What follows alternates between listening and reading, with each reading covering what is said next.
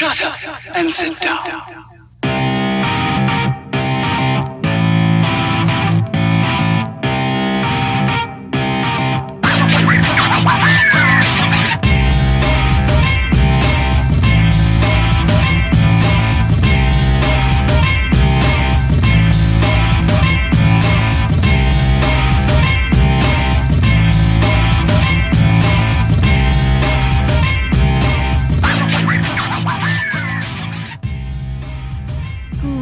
Greetings, internet people.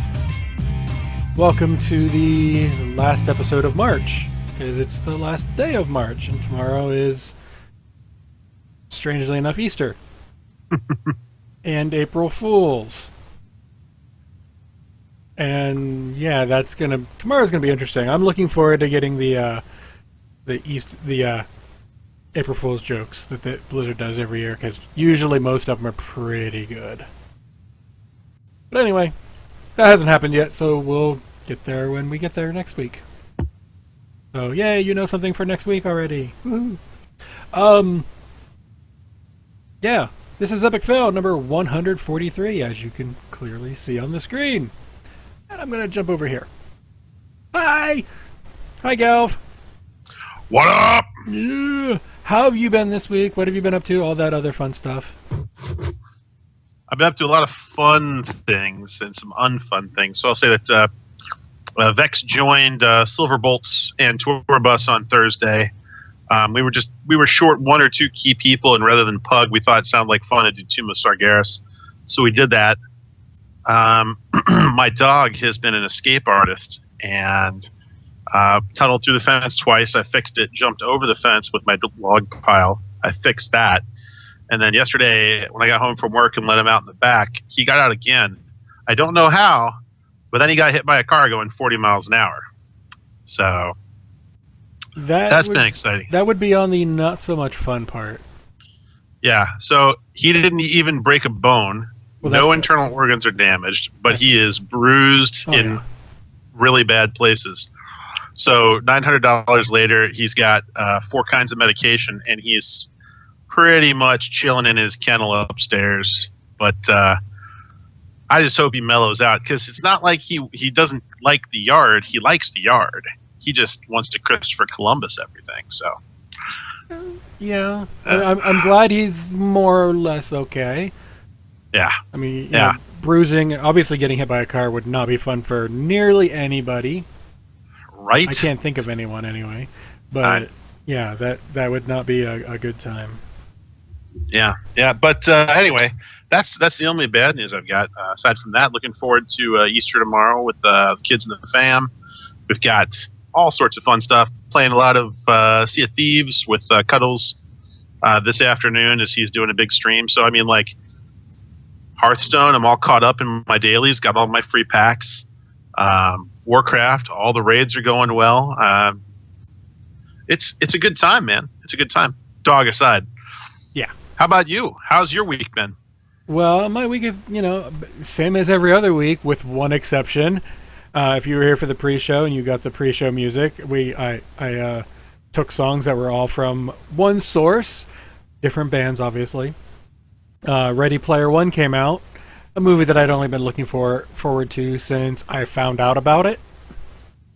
Mm-hmm. And then Comic-Con happened a while back. I think it was last year, actually. And they did the little preview for it. They put it out on the internet because they knew people were going to do it anyway. So thank you. And ever since then, I've been like, there's been a nice little countdown. When is it out? And every time they change the date, I'd adjust it. Trivia for that movie, and we'll get into the actual show momentarily, but it was actually supposed to come out the same weekend Last Jedi. And then Last Jedi announced when it was coming, so that's why it was a April or a March release, because it was really supposed to be of December of last year. So they pushed it back just because of freaking Jedi. Which makes sense. I wouldn't want to go up against Star Wars either. Right? Yeah. As for the movie, I'm not going to give any spoilers of what's in it or anything like that. I will say it is not the book. So don't go in thinking it is the book. However, if you go in with an open mind about it, it's a popcorn movie. Just go in for an enjoyable time. It's 2.5 hours long. You'll enjoy it.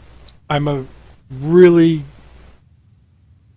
snob, as I call myself.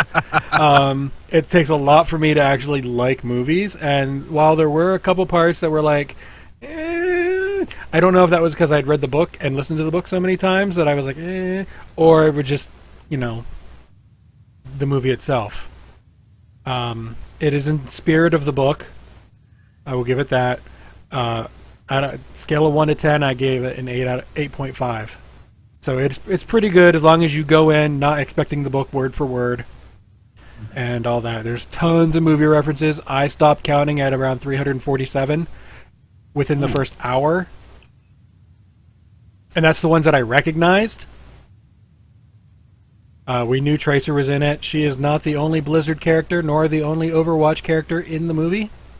That's all I'm saying on that. And there's a ton of references, a ton of fun stuff in there. So I say go see it on the biggest screen you can, whether it is IMAX or XD.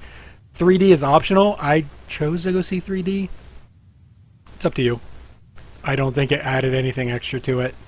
But just in case I wanted to, and as I've seen it, 3D is optional. But the bigger the screen, the better, in my opinion, for that. Yeah. Anyway, now that we got that out of the way, we have the Iron Giant joining us tonight, too, because I had to. Yeah, that's pretty awesome. Yeah, I spent a good long time getting that cut out, working right, aka 45 minutes today on that. Well, that's pretty awesome. I mean, it bothers me, and this is going to be great for the audio listeners, but there's a little slight green outline that I can see, and it's just really close. So you can't do anything about that. Yeah, I mean, it is what it is. I could have done something, but oh well. Anyway, let's go ahead and get on with the show. Because this is a Blizzard podcast, not Ready Player One podcast, which I should totally find someone and do that with. Anyway, let's go ahead and do the actual show. All right, what's up first today? Up first is we have some Blizzard in general news, aka the company and not game specific. Mm-hmm. They're going to PAX East, which is a shocker, I know. So, not only are they going to PAX East, but it looks like is the Heroes of the Storm announcement going to be there? Yeah. Well, before we get into that, though, Blizzard, we said it's going to PAX East. There's going to be a WoW BFA demo. It's going to be the updated build, all that fun stuff, and all that. So, yay. There's a couple other things there. Obviously they'll have merch and stuff. Okay. But for me, the big thing is the Heroes hero reveal. Just because of how they phrased things. Yeah, I'm curious. I mean, what steam are you hearing on this? Because this is news to me. I'm very interested. So they're doing a panel over there. Obviously, they said they're going to announce the hero there because it's here in 5 days. The details of the panel: be the first to learn how the lore of Heroes of the Storm, which, for the record, Heroes has no actual lore. It is a bunch of their characters thrown together in an area. There's no real lore there. So the word lore to me is a hint. And you think like the guy lore? Well, I think he'll be there, but I don't think it's going to be him added to the game. Although that would be funny if they threw in their own people. Just like the hair hits people. Yeah, it'll be a hair attack. His ultimate will be Soul Glow. But there's that, and then the last few words: introduction of one of the most unlikely heroes from Blizzard's history to join the Nexus yet. Hmm. So two clues there is unlikely hero and the word lore. To me, that hints that Deckard Cain may be happening. Because he would definitely be unlikely in Heroes the game. And he's a lore nerd because he is always in his books and history buff and all that. So it would make sense. However, I don't think Deckard Cain really fits because he's not a combat. He would be kind of like Abathur, where he'd have to do other things.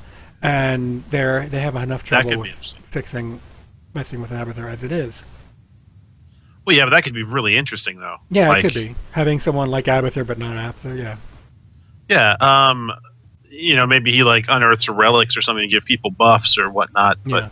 But that's still going to be 4v5, because I have a feeling he'd be like this piece of squish.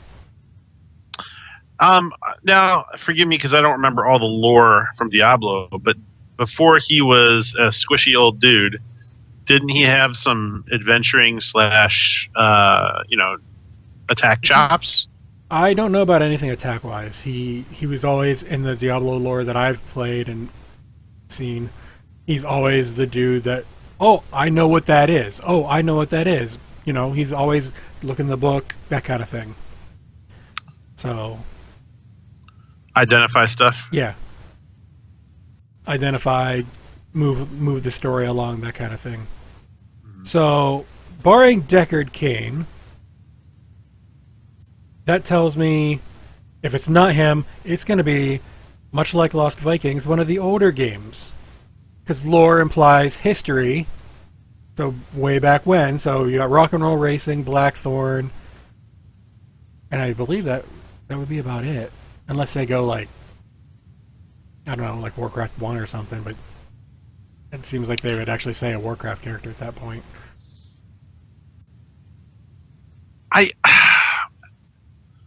If they did a Deckard Cain, though, if they had described Abathur, just in general, that could be. It could be something like that. But I'm still curious as to what else it might be. Yeah, I'm in no way saying the only options are Deckard Cain, something from Rock and Roll Racing, which would probably be a car of some sort. Or even if I don't remember that game, so I don't know if you ever got to see the drivers. Or what if it's what if it's like one of the characters from the League of Explorers? Possibly. So I'm just trying to think of different things that might be outside the box. Maybe it's a Hearthstone character. Who knows who it could be? It could be the innkeeper from Hearthstone. That'd be funny. We don't know, but it just seems like it's pointing to it's going to be a wacky hero. So I'm looking forward to it because those are always the more interesting ones for me. Oh, absolutely. Because Abathur is my favorite hero. I don't ever get to play him anymore because everyone's like, no one can play Abathur. They suck. And I'm like, give it a try. Try. You haven't seen me play Abathur. I'm not as good at him as I used to be because I never get to play him, but I've had some really good matches on Abathur, so it is possible people don't suck at Abathur. But in general, yeah, it's a good safe assumption that someone's going to suck at Abathur because he is not easy. I always enjoyed him. We can talk about that in a later part in the podcast. But I always enjoyed his artillery build. You know what I mean? His siege build, where you just for those little bugs going at a time, doing long range siege damage to buildings and stuff, and you can still hat some people as you go. So it's just a multifaceted character. You really have to have map control with Abathur. Yeah, your team has to know how to play with an Abathur on their team. They have to know what to draft around to use him properly. They have to basically avoid team fights and all that. Right. So, yeah. Speaking of team fights and Abathur and hero stuff, Heroes, they have a new brawl. And the only reason we're bringing it up is because it's a PVE Brawl again. Which looks awesome. Looks awesome. Their art on this alone is really good. Yeah, it is fun. It is a StarCraft map, kind of, where the Zerg are coming at you, and you have to fight the Zerg characters. There's with the exception of Merkia, he doesn't really have a Zerg skin, but he's there anyway. Right.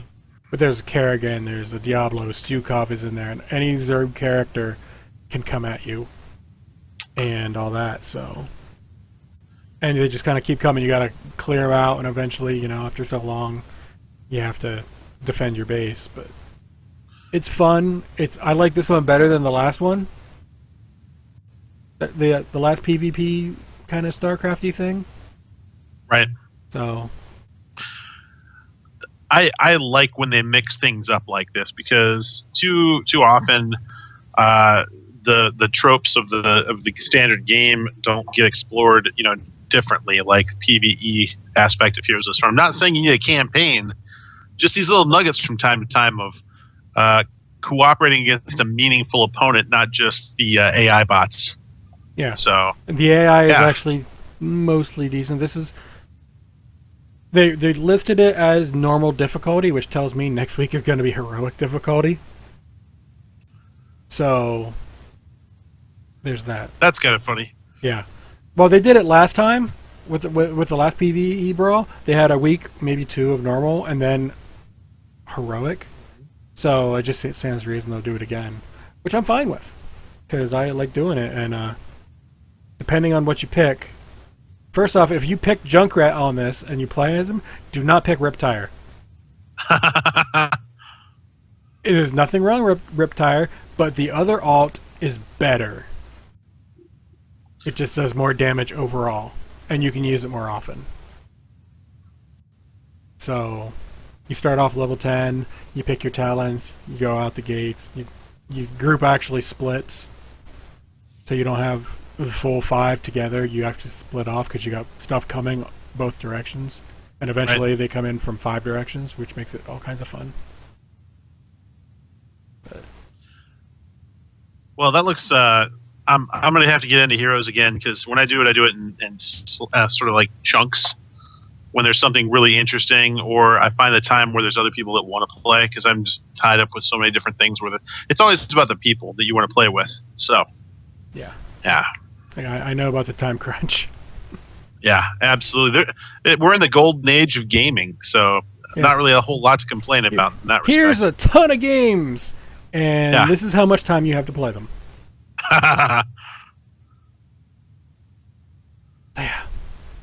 Also, Fenix came out. Yes. With a day 1 nerf. What? I didn't hear about that. Okay, so he came out nerfed from PTR, but not a whole lot.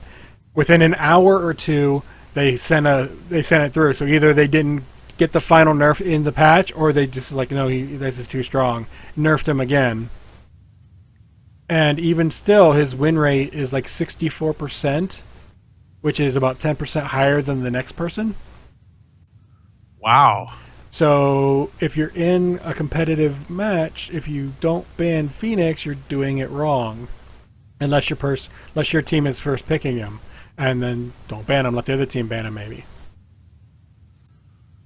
Yeah, I guess. I mean, when you see a win rate that high, I guess they have to. But why was it not done before it went live? I guess is the question. Not a lot of people tested him. It's hard. I mean, not a lot. Like me, I didn't go on. Like normally, I'll go in and test on the PTR. I haven't had time with everything else, between real life stuff and the gaming stuff I wanted to get done, and all those side projects that I've been working on, and now thinking of the Ready Player One podcast. I'm like, or a movie podcast of some sort. It's just so many different things. Why didn't you mention that when you said how your week was going? I haven't heard you pondering the movie podcast yet. I have so many ideas in my head that it's just at this point. I mean, I can't go to see all the new ones coming out all the time, but it's just you gotta wonder sometimes how many personalities are up here. At least I do. I don't know. Your hair is certainly long enough to cover up a few. Just a couple, yeah. And for you audio listeners, yes, I have long hair. Yes, you have to deal with it. Or not, I don't care. But yeah. So Anything else going on in Heroes out there? I better double check to make sure I don't have Not more. really. I mean, HGC's going on. There was an upset earlier in the EU side of it. Method 3-0'd. I don't remember who it was. Zealots. And Zealots was considered rank 2 for Europe. And Method 3-0'd Gotcha. them. They were long games, too. They were like 30 minutes. And then game 3, Method didn't have a support. So Hero League is going to be fun for a week. Wait, say what? They didn't draft a support. Okay. Yeah, that was everyone's reaction. And then when they won with it, pretty one-sidedly, everyone's like, crap, Hero League's going to suck. Apparently. Although, I mean, the only nice side about that is when people want to play a certain way and don't want to get stuck playing support. Well, if there's alternate viable builds, all right. Okay, so I'm going to put out this public disclaimer.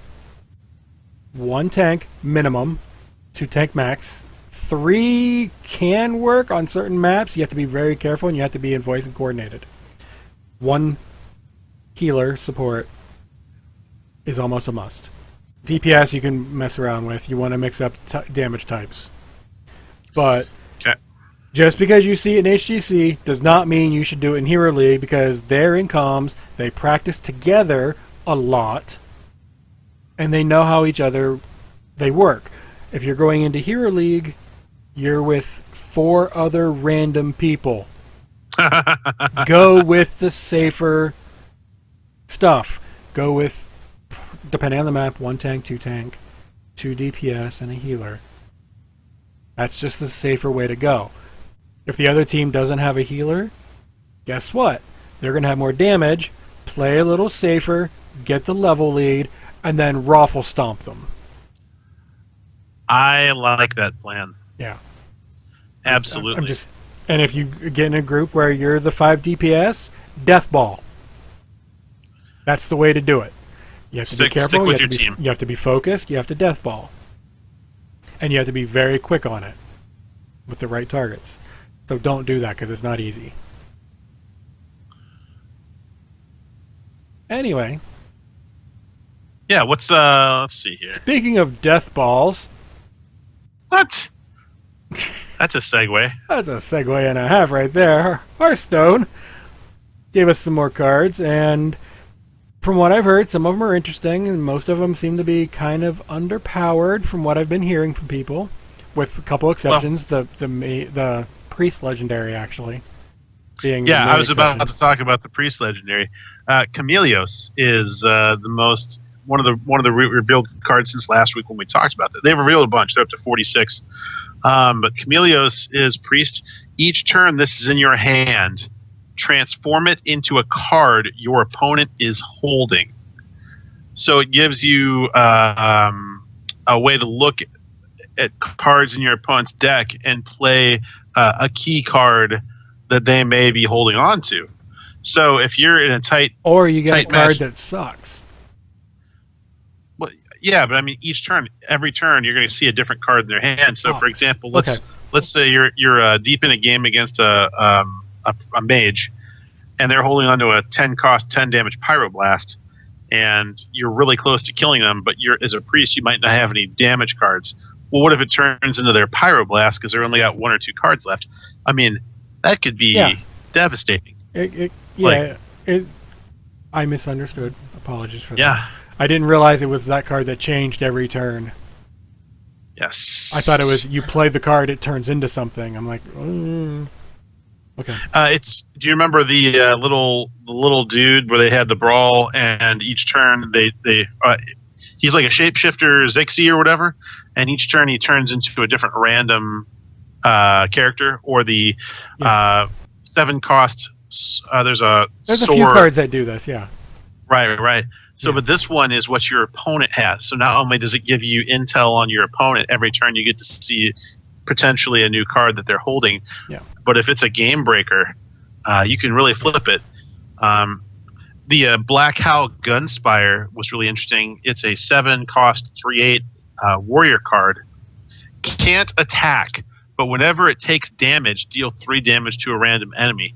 So if you've got a a warrior, for example, with the Scourge Lord Garrosh or whatever his name is, where you can just cycle through a bunch of 1 damage. You could be spitting out tons of random damage to enemies. There's a whole bunch. I mean, Crowley, another good warrior card. Rush, after he kills a minion, he gets 2/2. So if you play it right, he's a 6/6 right off the bat. There's a couple that modify hero powers, like Gen Greymane. If it's an even cost deck, your hero power costs 1. There's Baku the Moon Eater. If it's odd only cards, upgrade your hero power. But that's at the start of the game. But he's a 9 cost 7/8. Does that make sense? Kind of like the dude from Karazhan who puts 5 legendaries in your hand, where he's shown upgrades your hero power, disappears into your deck. So, I mean, they got some crazy mechanics, and there's a couple other that affect hero power, but they're stacked in such a way that you can't do them both at the same time, unless you really have some weird stuff going on, like you're at the end of the deck kind of stuff. So, for example, if you have a whole bunch of, like, if you have an odd card deck, but you have 1 even card, and you can draw that on the initial pull, or if your only odd card is a quest or something like that you're going to get, as soon as you draw it into your hand, it's out of your deck, and your deck still has the ability to apply deck buffs. So, still, there's lots of interesting mechanics they're throwing out right now.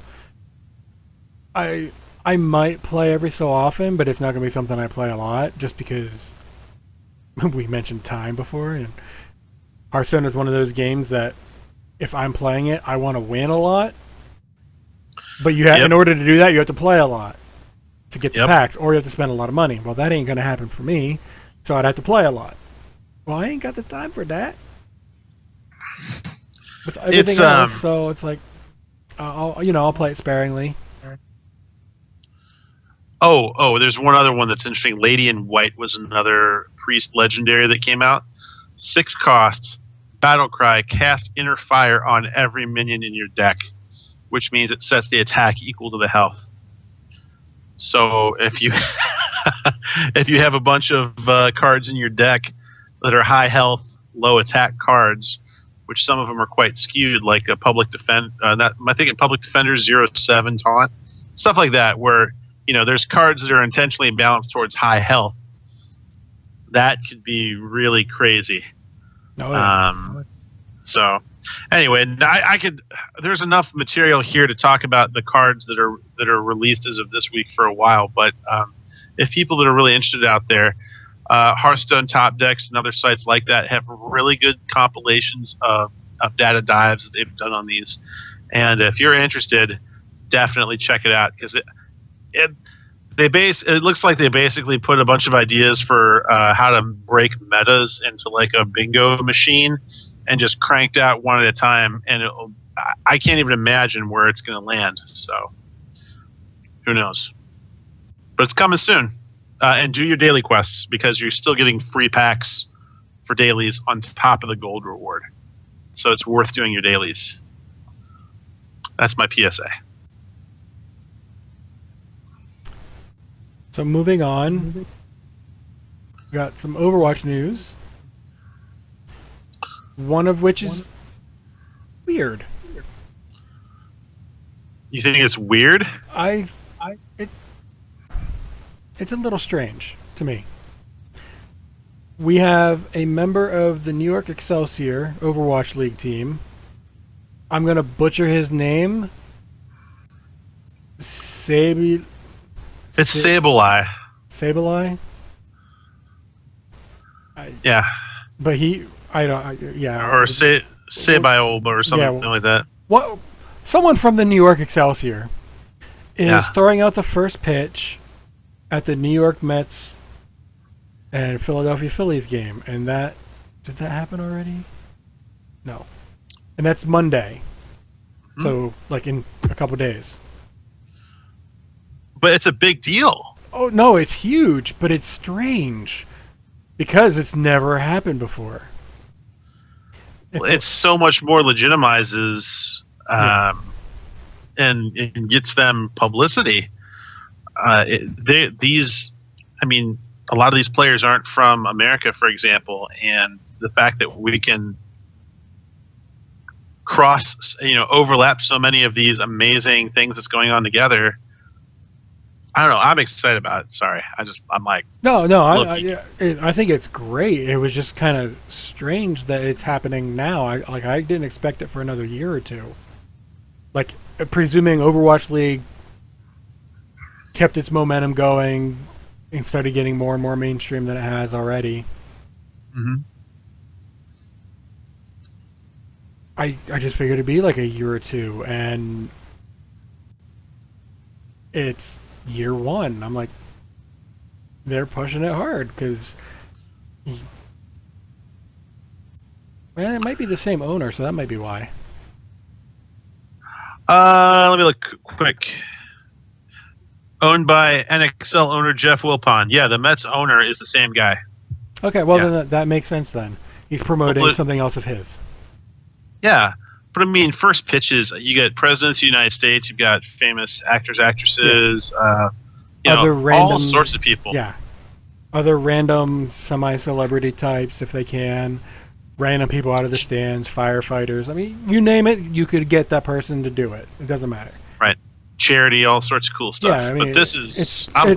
it's usually it's someone, they're either promoting something or it's someone famous. Yeah. And in this case, it looks like the guy's promoting his own stuff. Which makes sense.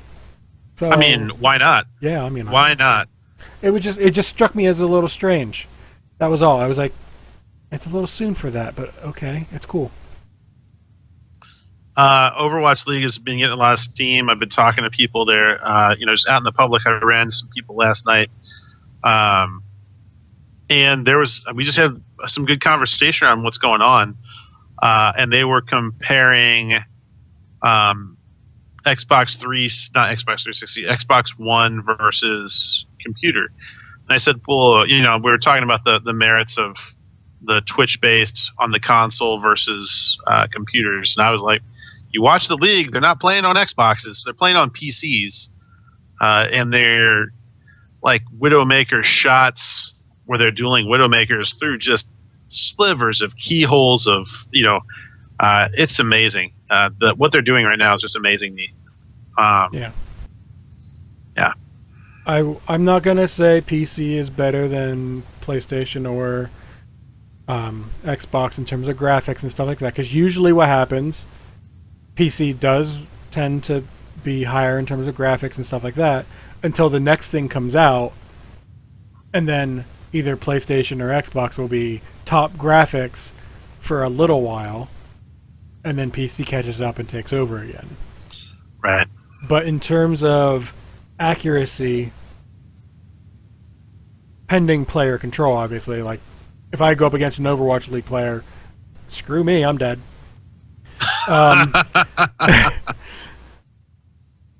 I have potato aim compared to them, and most everybody else for that matter. But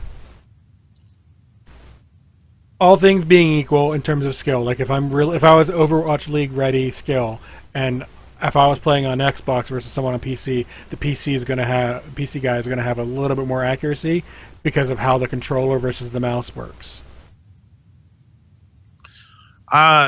I feel like I have a lot more control over mouse, but yeah, the one thing I'd say about when I play Twitch-based shooters on console is that because you've got the two movement sticks, you can do really sophisticated move one direction while aiming or looking another direction. And I think that range of motion is enhanced on the consoles. Yeah, there's pluses and minuses, but in terms of actual aim, I'm gonna say the mouse wins, just in terms of overall accuracy. I agree. Yep. That's my opinion.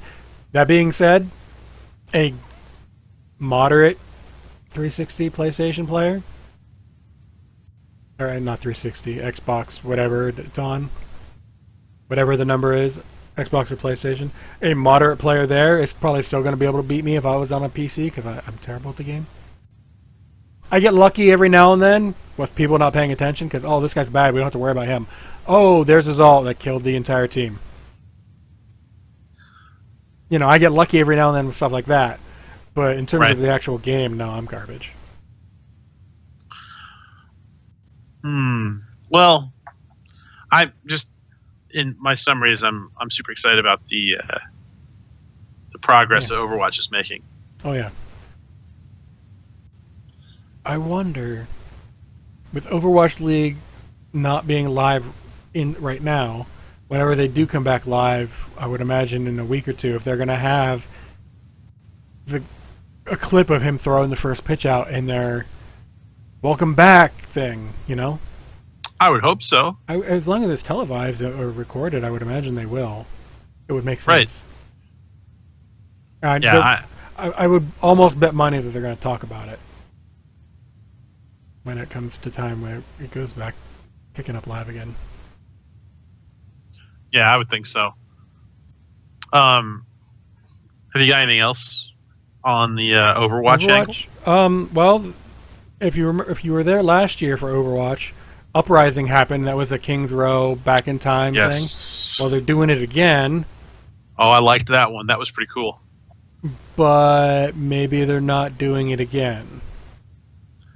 So what that's telling me is that they're not just going to reuse the same thing, because you were limited to what, 4 characters?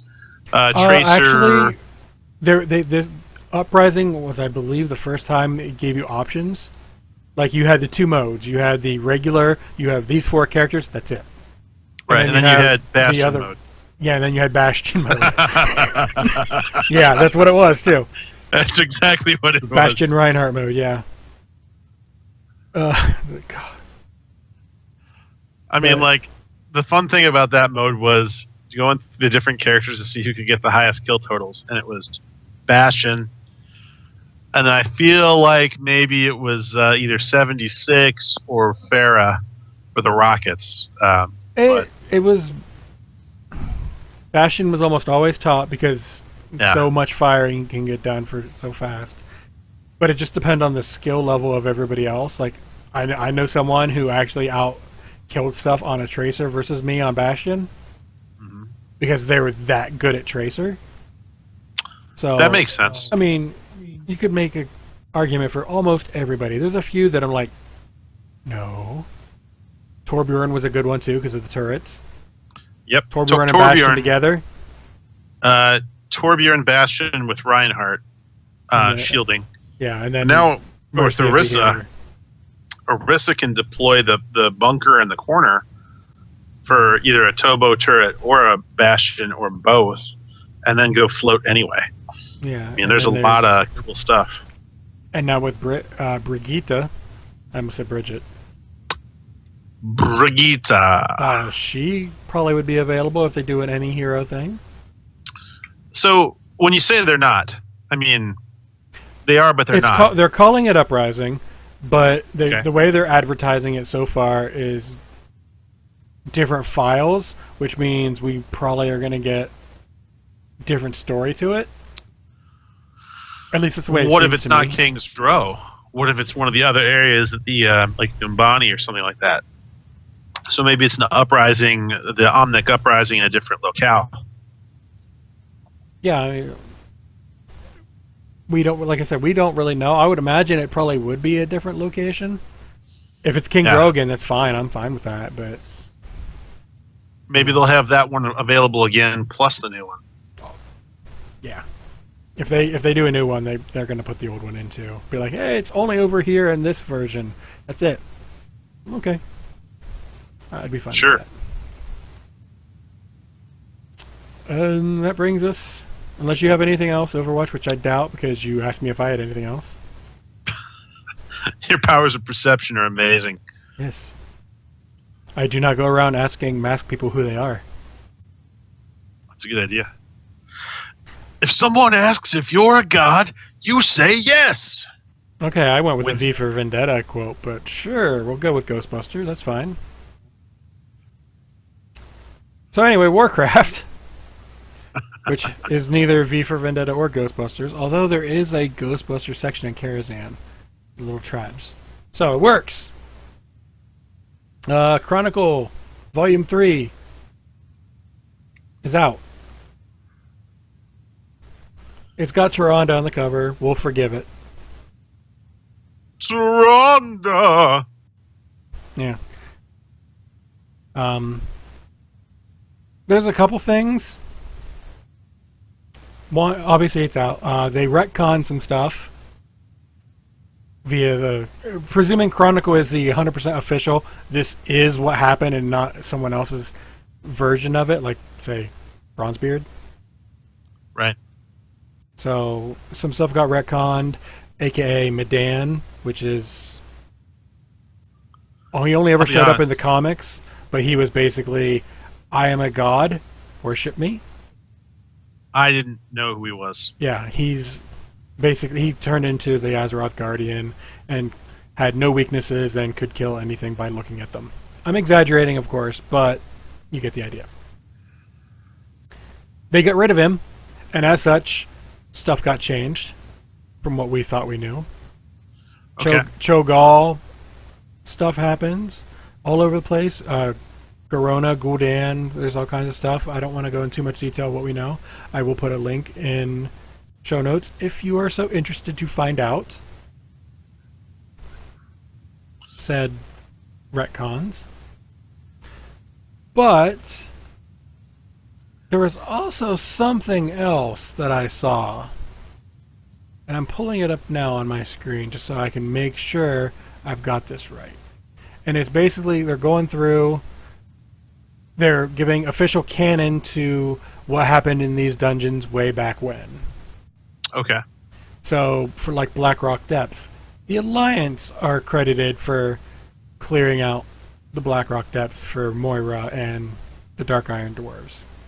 Molten Core, it's everybody because it's a raid. But there was something here. Trying to look. It basically is going down to Kalimdor dungeons. Most of them were cleared out by the Horde. Eastern Kingdoms were the Alliance ones. Basically, for Battle for Azeroth, that way it's blue-red, no problem. But there was something here. I'm trying to find it. It hinted heavily at... Was it in the Cataclysm area? At allied races coming. Okay. I wish I had this pulled up ahead of time. It would have been so much better. So I'm looking through as well. And see, there's just so much data here. Yeah. That they go through all of these pieces. I mean, I'm looking here. I'm just going to ballpark it. There's something like 120 entries here that are different things. I mean, I don't think it's spoilers to say, like, give an example. There's no mention of Jaina helping Thrall the cleanse Grom. Previously, she was there in Warcraft 3, The Frozen Throne. Like, little... You know, in the War of the Spider, we learned that Nerubians are immune to both plague and telepathic domination. In Chronicles, it appears they're saved from the plague through the efforts of their leader, Anu Brak. So, there's pieces of this. See, now, that part I question, though, when they say they update canon, because if it's in Chronicles, but you literally saw it during Warcraft 3, no, yeah, how do you... Whenever it's updating canon, I'm just talking, look at the dungeons themselves. They're basically saying, in the lore, the Horde took care of this one, the Alliance took care of this one, and I found what I was looking for. Oh, good. It's in the Wrath section. It's actually the very first entry in the Wrath section. Okay, let me catch up to you. Oh, say it anyway. Don't wait on me. But, yeah. Blah, blah, blah, blah, blah. They're talking about Wrath launch and all that fun stuff, and then it says, the Alliance, led by Bolvar, initially start the invasion in Northrend in Howling Fjord. going by the lore, from what they're saying here, and later ally with the Frostborn Dwarves. Horde, led by Garrosh, start the invasion of Northrend in Borean Tundra, and then later ally with the Tonka. Which were the Tauren. Which are the Tauren-looking things. That were not affiliated with the Horde yet. That was before the Tauren chose a side. Yeah, so I'm looking at that and I'm thinking, Alliance Tauren. Frostborn Dwarves possible, and another version of Tauren, which everyone has wanted since they announced it. Let us play a freaking Tonka. I wasn't super impressed with the adding giant antlers to a Tauren and calling it a different character. But yeah, I mean, you get tattoos too. But yeah, it is what it is. But I saw that and I was like, are they hinting that those are coming? Because we know that there's stuff coming that they haven't told us. Like, they're adding more and more races playable. We still aren't 100% on the freaking Volpera, the little fox people. But the more they're adding, the more it seems likely, because there are just too many options available for it not to be at this point. Okay. Who gets them, that's another story. Blizzard's smart, they'll let both races do it. Because otherwise, half the population of the game are going to be ticked. Yeah, but they want people to play both sides, not just one. Which means that you just shouldn't homogenize. Well, pandas are already both sides. Right. Yeah, so, pandas are. Yeah, pandas are both sides, so why not let the fox people be both sides? We don't know anything about them in-game outside of they're in the Horde area. Like, their hometown is in the over in Zandalar. They're somewhere over there. We don't know if they're friendly to anyone, at least that I've seen. We don't know what they sound like or anything. It's just everything we have seen points to playable race. Yep, okay. So, it stands to reason they're going to be a playable race. And as both sides freaking want them because, oh my god, they're so cute. Which, okay, fine. I'll give you that. But they are. I'll give you that. But because both sides are wanting them to the point that they do, the side that doesn't get them will be ticked. They'll be raging against the machine. Exactly. Thus, make them like the pandas. Let both factions have access to them to play. I think so. I always like their mercenary perspective too.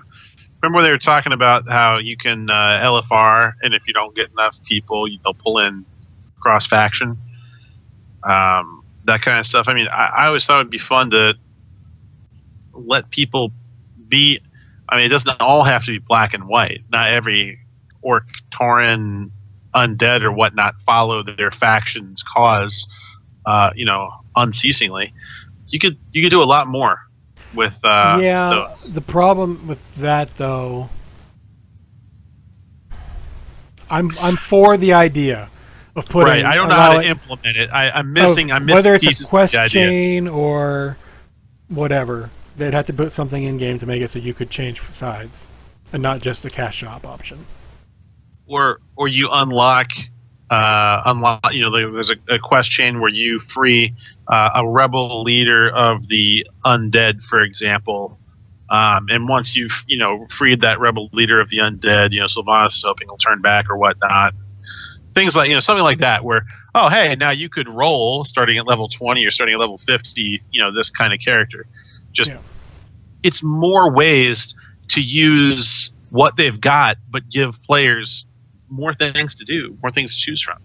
Yeah. So, I'm not gonna lie. I have a ton of gold again. God, how did that happen? Well, I bought a lot of tokens when they were cheaper, and then when the price skyrocketed for stuff, I sold them then. Gotcha. So I went down from I had a ton of gold to now I have no gold, but I have all these tokens, and now I have my gold back.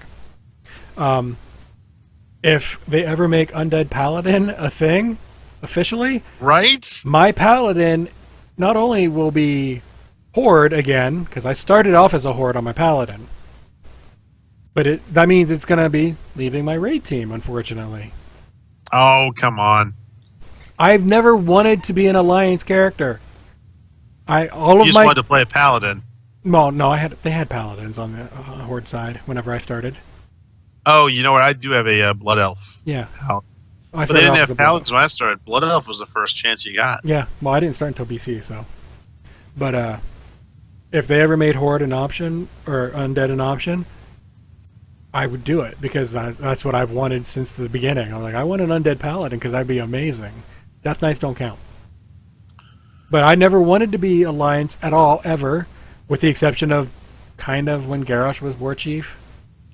Okay, yeah. So that expansion, kind of, yeah. But outside of that, no, not really. The only I literally made an Alliance tune once, and that was for the double agent achievement of getting to max character, getting a max level of both factions. That was the only reason I ever did it. And then CTR happened, and I joined CTR, and that's the reason why I have Alliance characters. To this day, I have more Horde max level characters by twice as many as I do Alliance, and I play my Alliance ones more. Just because they're in CTR and it's easier. I would say I'd started raiding with the Horde when I started off. My very, very, very first character was a Dwarf Paladin on my then girlfriend's World of Warcraft account, because we played EverQuest together. She left EverQuest to play WoW. I said, "Oh, that's cool," but it was like on her dad's. She let me roll on her dad's account so we could group around together. So that was pretty cool. But then after that, I played almost exclusively Horde through Burning Crusade, and through real life friends, met people in Vex. So outside the game, I met other people who were more active than my current Horde guild at the time, and started playing Alliance again. But I always played a little bit of both, because I'm a huge fan of stories, and they have stories on both sides, and sometimes the stories play off of each other, like the battle at the Burning Shore, for example. That is my favorite. If you guys have never experienced from both perspectives the Horde's attack on Gul'dan versus the Alliance's attack on Gul'dan, the first one I did was Alliance. When I went back and saw it with the Horde, it flipped the whole scenario on its head. And I would say that I was on my DK, and you've probably played DK Horde side through that scenario, right? DK Horde? No. Okay, did you play a tank class? Oh yeah, I've got I've got everything on both sides, so yeah. Well, if you've played a tank class on the Horde side for that scenario, it's like mind-boggling. The Horde's much more intense experience. Not even close. I don't know if they made it that way on purpose because they care about the Horde more. That's a different story. But the assault on Burning Shore from the Horde side is super stressful. Yeah, well, in terms of that, I will say they had to make it more quote-unquote intense of a... Because they were getting... It's no spoiler at this point, they were getting overrun. So they had to have more and more and more as compared to the Alliance, where they could actually make it look like they were making progress, but not as much. Right. Or at least holding their ground. And then whenever the Horde had to retreat, oh crap, now we got to go too because we ain't got nobody. But yeah, I did it on my Paladin first, my Alliance Paladin main. And then the way it played out, I was like, there's something I'm missing right there. Yeah. That moment. Yeah. And because I wasn't really leveling anything right away Horde side, because my raid teams are all Alliance at the moment, I went to YouTube and watched the Horde side of it. I was like, oh, okay, that's exactly what I thought. Or at least something like that. Is it fair to say that it's not a spoiler at this point when you just talk about it? The opening of the expansion that is going on 2 years old? Yeah. Yeah, it's like, okay. All right. they face not only unlimited, but an increasing waves of Legion demons. And as a DK, I wasn't overgeared, mind you, but I had been, playing DKs on Alliance side. I was doing 1.5, 2 million DPS at like level 100 because I was hitting so many things at a time. I couldn't even count how many things I killed, and you're literally surrounded, like overrun, like they were murlocs. Like Murky was after you, but they're all demons. And the Alliance is like, oh hey, the archers are on the ridge. Sylvanas is supposed to protect us and keep these guys off while they're down there, measuring off against Gul'dan, as it were. And up there, they're getting slaughtered. The Horde are getting decimated. Zul'jin it's not even close. Not even close. The Alliance then get pissed off at the Horde. But if if they were reversed, Varian would have bailed to protect it. He probably would have self-sacrificed like he did down on the same idea to buy them time to leave. But Zul'jin already got killed, like mortally wounded. So Sylvanas had to pull out the remaining troops to save the Horde, period. There would not have been a Horde left at that point. So anyway, long story short is I like seeing both factions' stories and how they split. And in Legion, man, they played that off brilliantly. I thought that was great because the Alliance are all like pissed off at the Horde, and the Horde are like, "We tried to help you. Like, yeah, this was our epic team up, and you guys are still mad at us when all we did was like we held it as long as we could." Yeah, there was nothing left to give. Yeah, well, yeah, but essentially. No, I'm still maintaining that there's something up with Jaina because. Probably. I'm not going with the whole Dreadlord thing because they've already said that's not, we've already been able to prove that's not true now. But where was she? She was there when we got there, but then when it came time to fight, she wasn't there no more. Honestly, I think Blizzard just kind of accidentally forgot about her for that specific sequence, like for the cinematic. I think they just forgot to put her there. I think it's going to come out. Well, no, because she was there when it started. But when the cinematic part started, where we actually do the fighting, nowhere to be found. She's not shown portaling off, which she is a mage. She has portal and not just teleport. Like, even if you go back to what raid is that? Hyjal, she can Bubble Hearth. She can portal a lot of people with her. That's true, yeah. Guess what? She's the reason Varian died. There, I said it. Oh, you did not go there. If she was still there, What? could have saved Varian. How about this? How about they couldn't have let Varian die the way he did if Jaina had been present, knowing that she could portal everyone out the way she did, mass teleport out. Yeah. They had to have her not there. Otherwise, that would have been... Then why was she there at all? That's what I'm saying. She wasn't. Whenever you go there to play it, she is there on Alliance side. Whenever you get to the very end, she is still there. When the cinematic starts, nowhere to be found. Well, when does she tell Khadgar off? I swear she leaves the council during the shifting Dalaran around prequel to the event. Yeah, that happens. But what I'm saying is the Broken Shore event. When you go there on Alliance side, Jaina is the person taking you around because she does the little ice bridge. That's true, yeah. So she's there. You go through the entire place, you do what you gotta do, blah, blah, blah. You get to the end, she's still there. Cinematic starts, gone.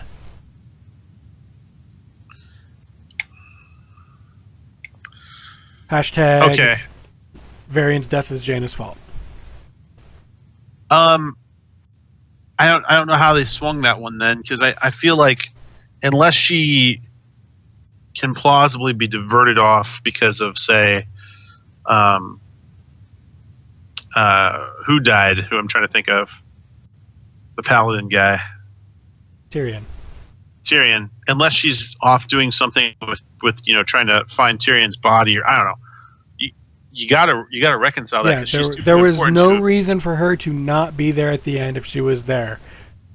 That's all I've been saying that the entire expansion. Where was Jaina? The Alliance, most of the Alliance players, and again from the cinematics and all that, are like, "Oh my God, the Horde are the reason Varian's dead." I'm like, blame Jaina. So, and I mean, I could tell you that with very little creative effort, she could have been easily incorporated into it where, as these kept coming back and they were trying to retreat, she could have exhausted herself, like freezing wave after wave of, They could have done something for her to make it at least somewhat explain, like, she just was exhausted. She just physically was not able to save. She tried to. She couldn't do it. She had to get out or die too. Yeah, we're like Gelbin. Like Gelbin picks her up and carries her off because she burns herself out. Yeah. And I mean, you could imagine as wave after wave of Legion roll down from the when they know that it's a death situation where she's basically just like ice waving everything in sight, and the demons behind those guys just simply step on and shatter their comrades, as they march like, forward. We don't care. We got more. Right, and they just keep reappearing. Anything like that could have but they did. Missed opportunity. That is my biggest complaint for Legion. I've got a couple of small ones. You're really good at complaining. I'm really good at complaining, I know. But that is my biggest in terms of lore. History, not the guy. That's my biggest complaint. Washing her hair, Alessander. Yeah. She's there, she's not. Then she's in Dalaran. Then she leaves, and then she's gone. And she's that part I mad get. About the that part I get. The way they did that, I'm not happy with it, but I can accept it. It works. Broken Shore, where she's there until she's just gone, that part bothers me. So Blizzard, what's up with that? That's outside of that, I think Legion has been mostly a fantastic expansion. Lots of character stuff for every class had its own stuff. Yeah, you had to roll those classes to see it. I did that, by the way. Well, I played mine up through. I didn't roll them. I already had them. But, tons of stuff. There's almost always something to do. Whether or not you decided to do it or not is another story. But we've exhausted that. Maybe she went on a quest. Yeah, but you're right. They're just missing a piece there. There might be some bit of lore. I know what it is. I know what it is. Her quest log was full from all the account-wide quests she's got. And so the quest to save Varian, she couldn't accept it. She's trying to figure out which quest to drop while Varian's dying. That's got to be what it is. But if God, if there's only a cure for that. I know, well... terrible segue, I know, but... but that exact thing we just mentioned is happening to us, too. We don't always have, we got a count-wide quest. Battles are known for this. The defeat this many, etc. Yes. Well, next expansion, guess what's going to happen? If it's an account-wide quest, doesn't count towards your total. So you can have more than the max quest. You're still stuck at 25 quests, but the account-wide ones don't count towards that. So, yay. Yeah, that's a long time coming. Absolutely needed to be done. I'm just shatteringly disappointed that every other game that everyone plays that you've ever seen and you know about doesn't have such a stingy quest limit in your log. Okay, look at. Go ahead. Well, I was just gonna say, look at how long this game has been running compared to some of those other ones. Look at how many people are playing. Yeah. I wish it would go up, but at the same time, I understand why, because that's a lot of data that they're holding per character. Like in my case, I have a ton of characters. But you multiply that times how many people are actually playing and leveling and all that. That's a lot of data that's just sitting there. I mean, I'm not impressed. I agree. It needs to go up. I agree with that. But I understand why it hasn't, because of the limitations of this is how much data we can reserve for this kind of stuff. Because there's so many people. What happens if, let's say I have 50 characters on my account and I decide to level 50 of them? At the same time. Well, not literally at the same time, but level this one. Okay, I've got 50 quests in my log. Okay, I'm going to let this one get some rested experience, go play this one since it has rested. But it's got 50. And 50. And 50. And 50. So that adds up. Plus, you have to count for how many people are playing the game, how many characters are playing, how many times do you have to put that much in. You have, that's memory data, whatever you want to call it. You have to set aside for that and that alone. I mean, I'll give you that to a degree, but here's what I'll say is that no matter what character I've ever leveled, what character I've ever rolled, if you do just one zone at a time, your quest log fills. At higher levels, if you're doing any raiding plus one zone at a time, like we did in the last expansion, you've already got to stop doing, you can't do daily quests plus follow the campaign and do one zone at a time and raid. I mean, all the stuff that they're naturally pushing you through as a story arc, you still don't have enough quest room for it. Not to mention, like, wow, I still really want to go back and I'm still holding on to the Shadowmourne Axe legendary quest from Frozen Throne just because I gotta have people go do the Vampiric bit with me. I mean, it's not enough space. Not enough vault space. Like not enough bag space. I'm not even going to touch that one. Because I'm on the side of, there is no such thing as enough bag space. But then again, I also keep here's 3 pairs of shoulders, here's 3 pairs of bracers, here's 3 pairs of, everything. Here's 27 trinkets. Yeah. Guess how often I change them? I don't. Never. But I have them just in case the balance shifts a little bit, that kind of thing. So, I mean, in terms of the bag space, Blizzard's right. The more they give us, the more we hold on to. So what? But that falls back into data on their servers that they have to reserve just for that. Stop forcing us to fill our space up with more and more varied items that don't, they're quest related, they're follower related, they're champion related, they give us all this crap, and then what they're indirectly doing is forcing us to eliminate inventory of things we're interested in pursuing still and staying up to date with the most recent content. So they're the ones that are causing it's kind of like when they roll out the new expansion. We had this great conversation with Des. You were on the show. How many kinds of currency? They said they were trying to limit or reduce the numbers of virtual currency types available, and we counted something like 108 kinds of virtual currency. That was, the list was huge. Yeah, they narrowed it down at the beginning of the expansion, and then they added another, and another, and another, and okay. So here's my plan for currency: gold. Honor. Done. So, trade based, everything trade skills and trade based, PvP, and maybe something for PvE or raiding. Like, I'm okay with the seals of PvP, PvE, bonus trade. Rolls, yeah. Done. Okay, so we know we're gonna get some sort of a garrison or order hall. Yep. So we're gonna get resources for that. Fine. There's one. Gold is a currency. Honor is a currency.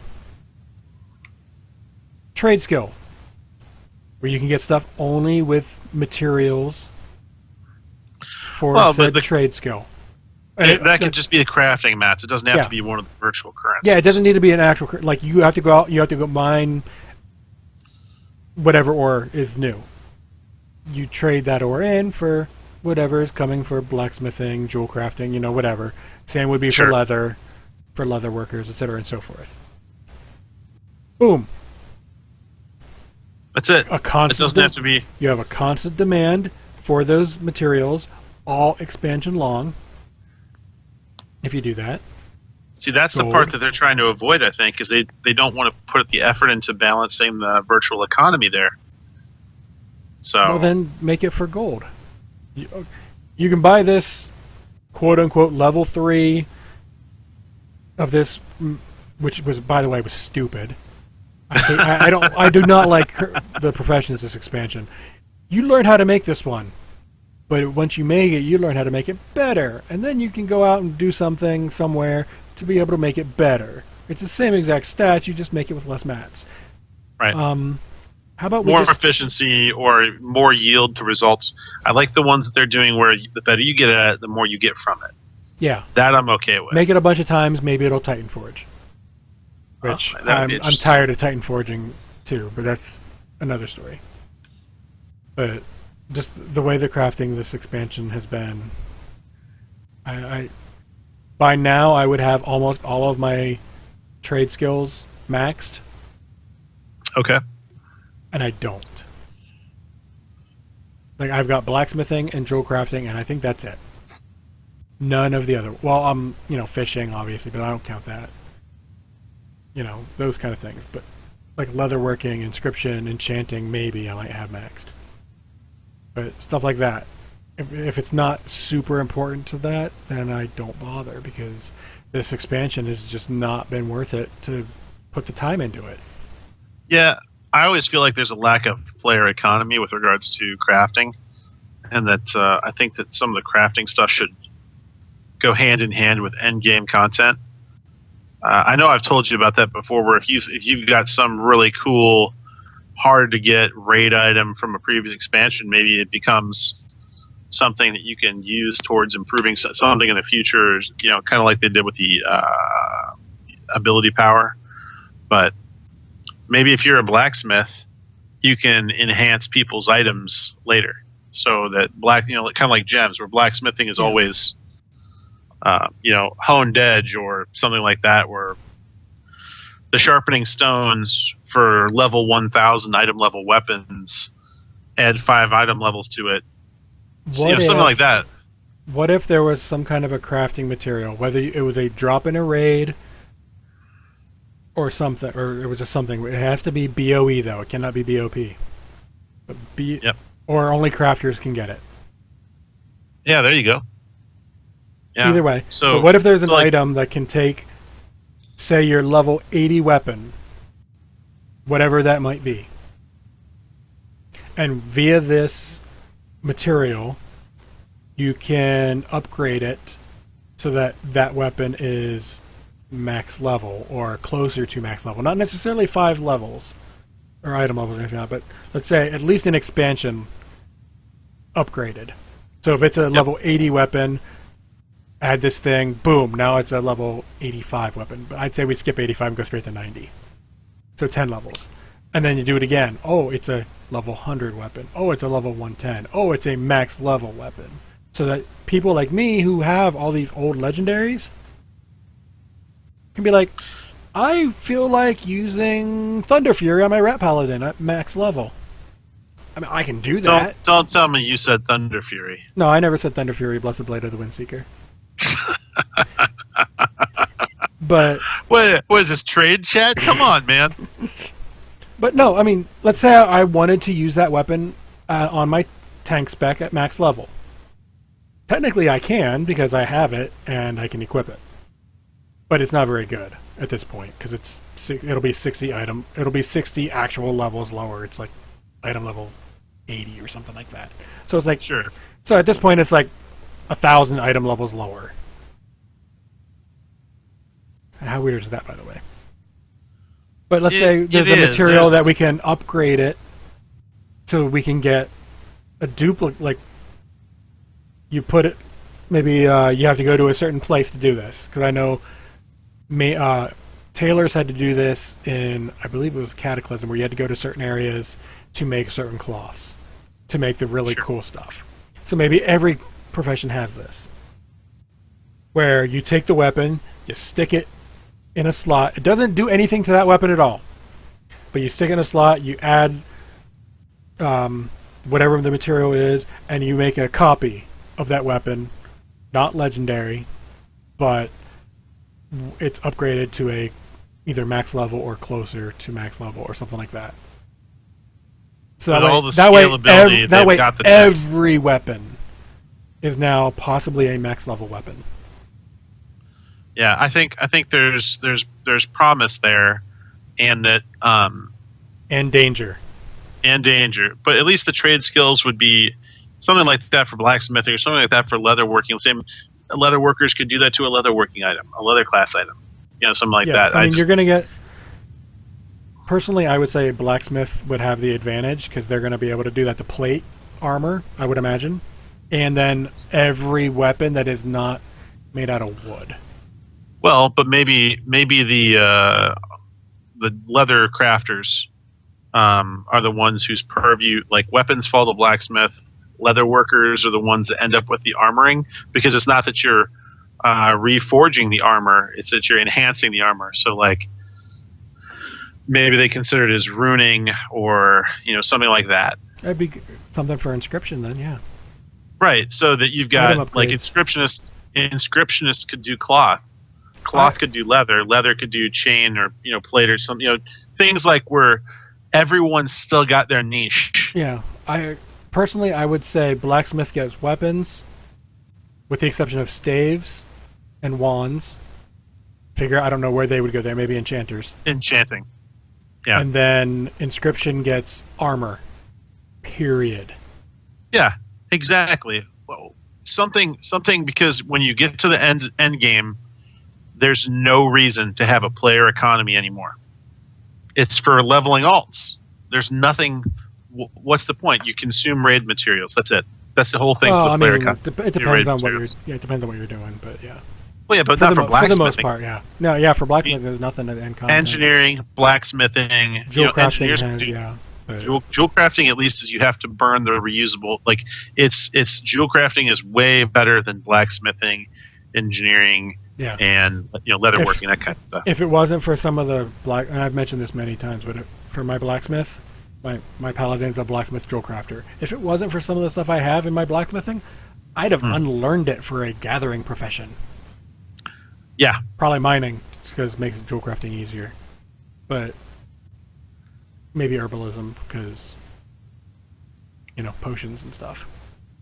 But I have some stuff that you can't get anymore, so I don't want to unlearn it, because then if I relearn it, I don't get all that stuff back. So, yeah. Yep. But that, Yep. We'd have to come up with a way to balance everything so everyone has something. Like, obviously, alchemy is always going to be potions and flasks. So but they're in constant use. They're set. Cooking. That's set. You're always going to for raiders. But that's not a selective profession. Yeah, everyone does cooking. Yeah. So, I would say inscription gets armor. Enchanting.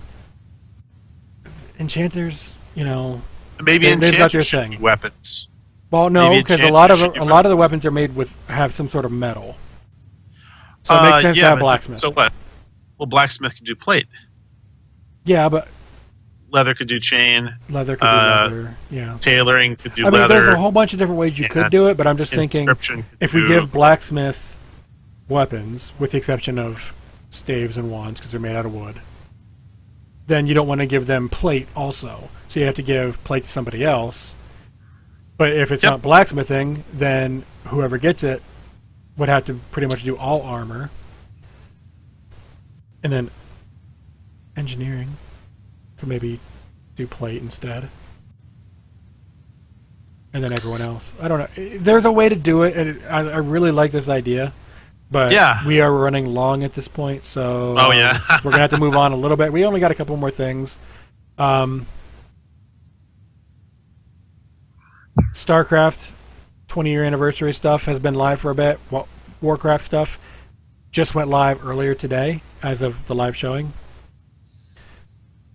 If you see a StarCraft pet, Zergling, Baneling, Mini Thor, no matter what size they are, because apparently if you give it the pet biscuit, it gets huge. Oh, nice. You know, any of the StarCraft stuff. If you see one of those pets, target it, /salute, enter, feat of strength. You get no achievement points. It's just there. But you can only do it for this week. So, go take care of it. Any StarCraft pet, companion pet, you're good. I don't believe any of the Murkies work, because I don't think any of them are StarCraft. But as long as it's a StarCraft-themed pet, you're good. And it can be someone else's or your own. It doesn't matter. So, go get that, and you'll have fun. And then, the weirdest thing of the week... I thought the Major League Baseball was weird, but this is weird. This is weirder. So many years ago, I'm gonna do a little setup for this. Many years ago, long time ago, I can still remember. Sorry, go ahead. South Park did a Warcraft episode. We were making fun of it, and it was silly and stuff like that.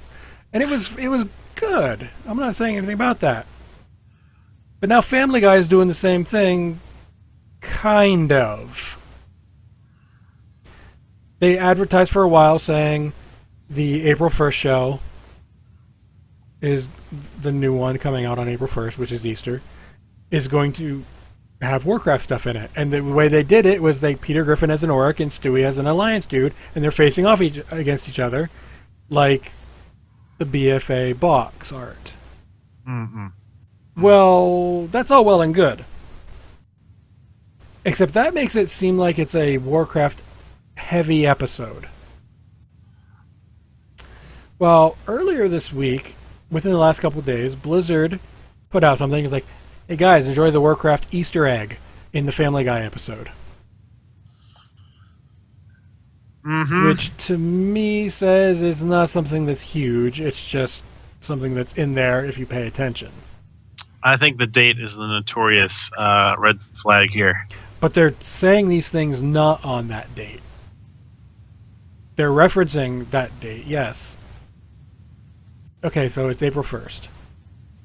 I get that. Blizzard is notorious for doing stuff on April 1st, whether it is Big Head Mode in Heroes, which was amazing. Blizzard, please do that again. Or, whatever. They're stating things not on that day, so anything they say can or should not be April Fool's related jokes. Now, if they're going to say something that day, be like, hey, enjoy the Easter egg in Family Guy, and it turns into a whole episode of Warcraft stuff, okay, fine. Or if it's just an Easter egg, if you're paying attention, and they're advertising it like a whole episode of Warcraft stuff, okay, fine. But they've been doing it for over a week. Just because it comes out on that day does not mean that everything they put towards it should count as part of a joke. I'm still waiting to play my Bard. Bard? Yeah. I would actually like to see, well, depending on how it gets done, a non-combat class. Excuse me. More like a support class, like a priest or a resto druid or something. They can combat. But what I mean is someone who can technically team up. They could combat if they chose, but they're more powerful as like a buff class. They had those in EverQuest. There was a whole Bard. enchanters, bards and enchanters, and so the enchanter was crowd control and buffing. Gave you arcane brilliance kind of stuff, mana regeneration, haste, group wide haste, raid wide haste, kind of like the heroism buffs, so your time warp buffs, but maybe on a more regular basis. And the bards did a little bit of everything. They had AoE heals for groups and raids, but they were less effective than everyone who did it as part of their core role, and yet it's stacked with core roles. So if you had a bard, you could break the haste cap in EverQuest. It's still people still play it. Okay, but you get the idea. So that's an intriguing possibility. Not to mention all the Heroes of the Storm, for all of its, it's not its own game. It's a collection of all these. Yeah, but what if you took ETC related things? Who's essentially a combat bard that they jammed into Heroes of the Storm and gave him a whole bunch of back stuff. Yeah, and you export that back. Like, I'm thinking people are gonna be like, well, I'm just gonna sit there and play music or whatever. I'm like, okay, you'll have random abilities that you'll do stuff, and you'll have a quote unquote rotation, and depending on what rotation you do different buffs. So you're still going to be hitting buttons, you're still going to be moving around mechanic wise and stuff like that. So you're not going to be doing so you won't be top of the damage meter or top of the healing meter. Not everyone has to be. I'm not top of every fight. I mean, okay, fine. That's kind of a bad example because of this particular raid. I am on most of the fights, but humble brag. Toot toot. Yeah. Hashtag humble brag. But there are fights where I'm not. And I try to get up there, but I don't look at it like the meters aren't the be-all, end-all. Dead bosses are where it is. So that means if I have to do less DPS to do a mechanic, a.k.a. Flame Orb on Kill Jaden, guess what? I wasn't top DPS on that fight because I was dealing with the freaking Flame Orb every time. Yeah. Guess what? That meant that we killed the boss, though. Yeah. But But dude, the bard thing alone, though, you know how like on Commanders, you have to be in the box to keep up 15 stacks on the boss. That's one of those things. Maybe their rotation involves whether or not you're trying to debuff a boss. Yeah, you could play a buff bard or a debuff bard. Right. That would be their two classes, buff bard, debuff, or whatever, and then combat, where you could do DPS and keep up with people, but why would you when you can do these other things? Like, you'd have your solo spec, and then you'd have your group specs. Right. Core abilities that are part of all the solo stuff, and think of all the different. If you're like, okay, well, sort of like the shaman, where you throw out the riptides to give your next quick heal a boost on that character. Those kind of things where you could be shielding the tanks, you could be mana pumping the healers, you could be, life pumping a DPS, or there's a lot there. There's a lot there. The question is, can they put enough into the character? Maybe it's only got 2 specs. Yeah, it'd be buff / debuff, whatever they name that, and then solo, aka damage. Yeah, that's what that would pretty much be what it would have to be. And what I'm thinking for that in particular, for the buff debuff one, is you have a certain rotation, and if you do it right, really well, then you get a huge debuff or a huge buff on whatever it is you're doing. Like if you're doing the haste buff rotation, if you do it perfect, extra haste buff. If you do it mostly perfect, a little less, and if you suck at it, well, then barely any haste buff. Same with crit. I mean, you could do it for any stat.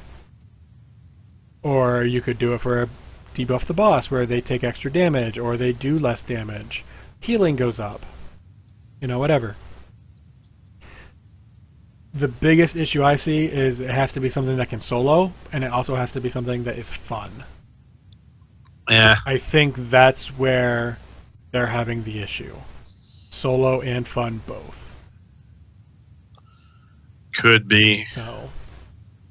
Haha, I appreciate that. So yeah, anyway, getting back to the Family Guy thing. Honestly, the fact that it's an Easter egg, according to Blizzard, makes me less inclined to watch it. That being said, I really wasn't planning on watching it anyway. I was going to wait until everyone else said if it was worth it, and then maybe check it out later. But I stopped watching Family Guy like years ago, so I just lost interest. That being said, I still like Stewie. He's cool. But and Brian. Most of the time. It's just, It's one of those like things. Archer. Archer is essentially Brian's alternative, reality, where he's not a dog.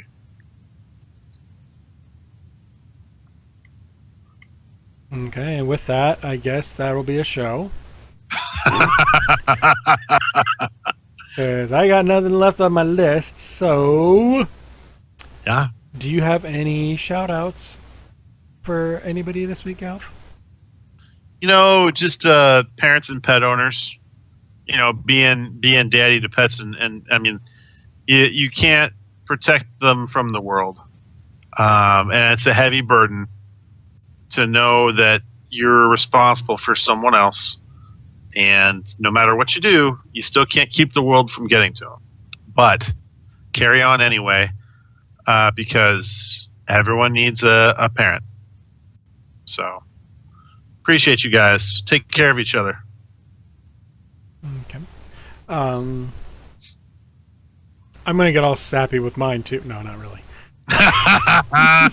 I'm just going to give a shout-out to the people who did Ready Player One, because I love that movie. It's not the best movie I've ever seen, but it's the best popcorn movie I can recall seeing. To the point where I actually liked it, and I hate popcorn movies. So, Spielberg, Ernest Cline, Zach Penn, all the hundreds of thousands of people who actually worked on it. Thank you. And with that, before I go into all the other stuff, someone told me, Galv, they wanted to get a hold of you, but they didn't know how. And by get a hold of you, I meant on the internet. Could you tell them how to do that? Well, probably the easiest way to get a hold of me these days is Galvanid Online is my Twitter handle, and Twitch TV/Galvanid is the other good place to get a hold of me. And I am going to be doing. I've actually got an April drawing for my Twitch channel coming up. I'll have to do that tomorrow, probably after the kids are in bed, because a lot of people have been catching me on Twitch, which I really appreciate. Other than that, I'm in CTR on Airy Peak, Vex on Thunderlord. If you see me in a game, Sea of Thieves or whatever, it's Galvanid. There's a couple other people out there that randomly use it, but not like me. So I've got the handle almost everywhere. How about you, Draven? How do people get a hold of you if they wanted to? They don't. Well, Or, I said if they wanted to. Well, yeah, if they wanted to, but they don't. At Draven Dresden over on Twitter, easiest way, honestly. Let's see, is there anything else with me going on this week? No, not that I know of. I might talk family into going to see the movie again, though. Sorry, I'm on a Ready Player One kick. Well, when you get to last words, you better have something meaningful to say regarding Ready Player One, because I have not seen it yet. I'm waiting to see it with my girlfriend. So yeah, that one will be up to you. Yeah, like I said, watch it on the biggest screen you can. 3D is optional. So okay. IMAX or XD, depending on what they call it in your area.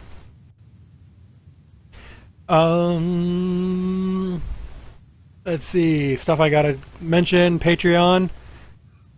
Patreon.com/podcastepicfail, because I don't know. I'm just so clever with that kind of thing. If you want to throw money at, me and the show, that's great. I'm going to look at you confused for a while, but I will thank you. You could sub to the channel here on Twitch if you want. Again, I will look at you strangely if you do, but I will say thank you. As you should. Yeah. Which part, the thanking or looking at them strangely? The thanking. Okay. Why not both? We do have our own Discord. It's still small. It's growing, but it's a little slow, but we're getting there. bit.ly/epicfail Discord should get you right in. And yeah, opening theme song, got that from bensound.com, and we're allowed to use it thanks to the Creative Commons by Attribution 3.0 license. AKA, as long as we say it's from them, we can use it. So, Keep saying it. yes, I will keep saying it because I actually like that song. And then that would be a show. So, Galv, have you any last words, or are you leaving it up to me for a Ready Player One quote? I want to hear a Ready Player One quote.